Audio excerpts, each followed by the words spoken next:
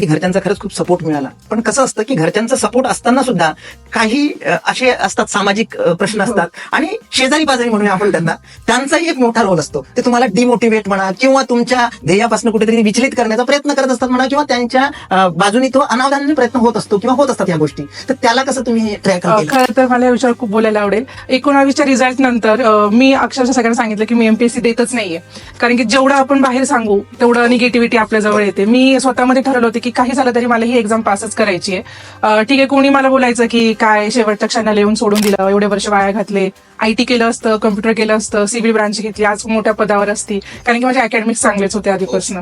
Sir मग मला तेव्हा मनामध्ये वाटायचं की यार नाही, सिव्हिल ब्रांचसाठी फार आपल्याला जस्टिस तयार करायचं आहे. खूप लोकांच्या मनामध्ये, लेडीजच्या मनामध्ये फार भीती की सिव्हिल घेतोय मग काय कॉन्ट्रॅक्टरच होता येतं, जायचंय गव्हर्नमेंट सेक्टरमध्ये. तर मला होतं की आता करायचं तर सिव्हिल मधनच करायचं, म्हणजे उदाहरणच तयार करायचं होतं मला हे.